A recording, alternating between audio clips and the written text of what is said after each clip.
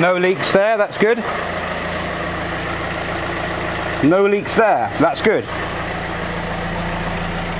And a meaningful exhaust note. Not really. Now what I'm going to do is I'm going to leave the engine running a little while, allow the cooling system to bleed in. For that I'll need the thermostat to open, and at the moment it is not.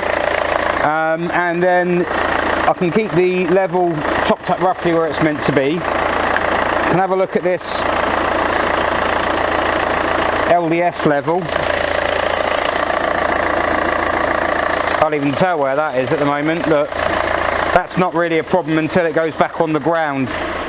We've got no warning lights on or anything at the moment, so it can't be a million miles out. But yeah, I'm going to let the engine warm up because then the oil will be thinner, and I'll drop the engine oil out of it and we'll do the oil change now while it's on the ramp, and then I can put the under tray on as well, the new under tray we got for it. So while I slowly gas myself out, I'm going to see if I can use any of these clips I got recently from a bulk wholesaler, which are used on C6s and C4s, to see if they'll hold some of these original fixings down, the battery cover and whatnot.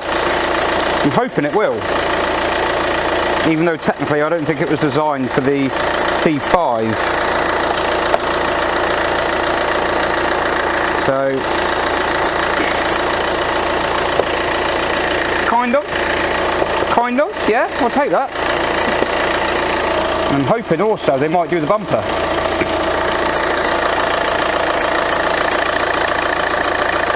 Maybe not. That's going to be a tall order.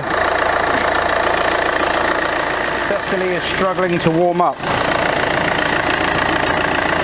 I think there's a way of giving her a helping hand. If I can get my hand in there. Ah!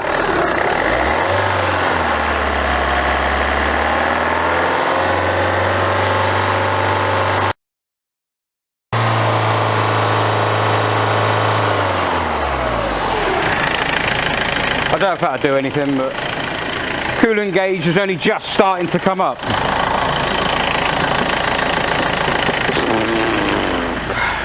I'm going to go and waste some time somewhere. Okay. I am gassed out too much to continue that. It's beeping to tell me that I've left the key in it, which I haven't.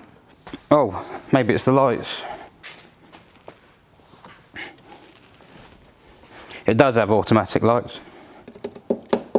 I think the best thing to do is probably to drain the oil. It's exactly what everyone says with a red hot engine, isn't it?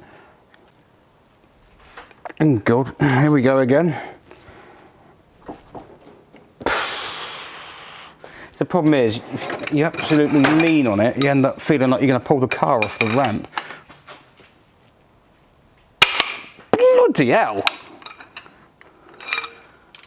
Tight much? Why? Alright, this is going to be hot. Hot and black and horrible. Wear gloves, you say? Well, I will, but they haven't come yet. We ran out over lockdown because they were all diverted for PPE, understandably.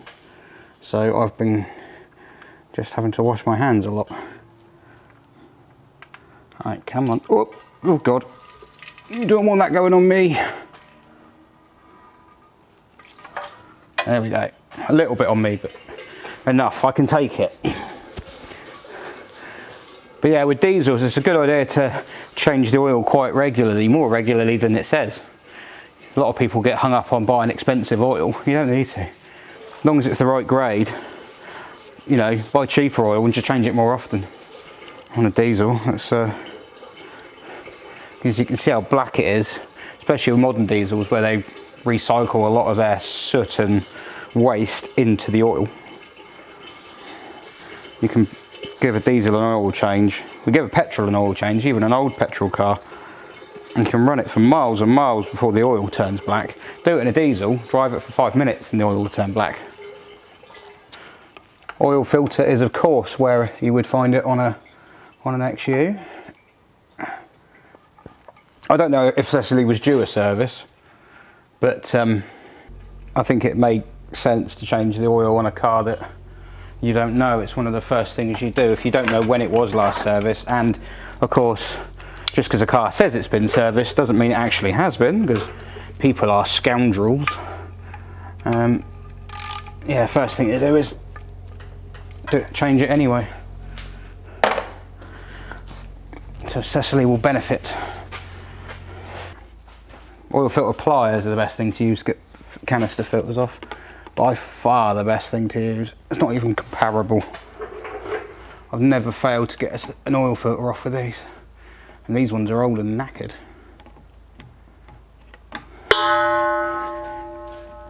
Bong. There we go. Look at that mess it's making. It's disgusting. Awful. And it's a Bosch oil filter. Look. Who knew? They make fridges, they make spark plugs, and they also make oil filters. Well, I assume they make oil filters. There is every possibility, of course, they don't make it, they just put their name on it. Don't know. Alright, oh look at that! Citroën badge. Double chevrons. That's it. Done. Well, not quite done, you have to put the oil back in it. Quite important to do that. If you don't, it's actually quite bad. After you've taken the old oil out and you put the new filter on and you put the bung back in and you think, hey, good job. Remember to put the new oil in it before you start the engine. Otherwise bad things happen. So the oil filler is at the back here now. Now, I don't really want to put the oil in that yet, because that's still very hot. So I think it might make more sense if I do the arch liners and then put the oil in afterwards, but just don't forget to put the oil in it. What I'll do so that I can't forget is I shall plonk that on there. There we go. You'd have to be an idiot to forget that. Right, so we'll leave the oil just for the minute. Put some arch liners back in. That's nearly me done for the night. Cecily now has an under tray. Yeah, I mean it's all a bit rickety, but it does appear to be in. I've had to cable tie the front bumper here and here because the clips were completely missing. But yeah, it's all the arch liners are in, the air intake's in, everything's in this side. It's as good as it's going to get, really. The bumper's a fair bit more rigid now, I think. Yeah. It's not mint, it's not amazing, it's not completely original. I've had to do a slightly different system here, but for the most part, it's not bad. It's about as good as we're going to get. So yeah, that's about it. Oh no, engine oil. Don't forget the engine oil. But will I be able to pour it without spilling it all over the engine? No. Yeah, we've got the brakes to come, obviously. The pads are here, they're waiting, discs are already on. We're just waiting for the refurbished calipers for the front. We only needed near side, but you know, I suppose it does make sense to change both sides, even though I've already fitted the other side. And we're still waiting on that caliper at the back there. Doesn't sound like the company who sold that really know what they're doing. So as soon as that's here, we'll put all those brakes on, I'll bleed them up. To be a case of bleeding the brakes, put it on the floor, see if the suspension lifts itself. If it does, then great.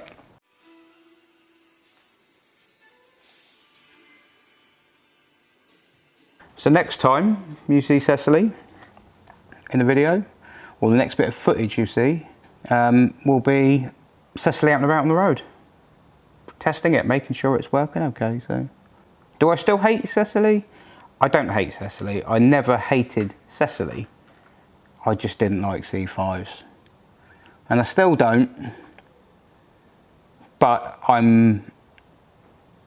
have marginally more affection towards them than I used to.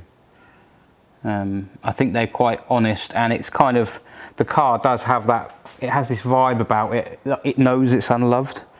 It knows no one wants it. It knows it's the ugly duckling, and it's, yeah, it's, you kind of feel sorry for it a little bit. It can't help the way it looks, can it? Mind you, in the wild, its mother, if it was a bird, would probably have kicked it out of the nest or eaten it.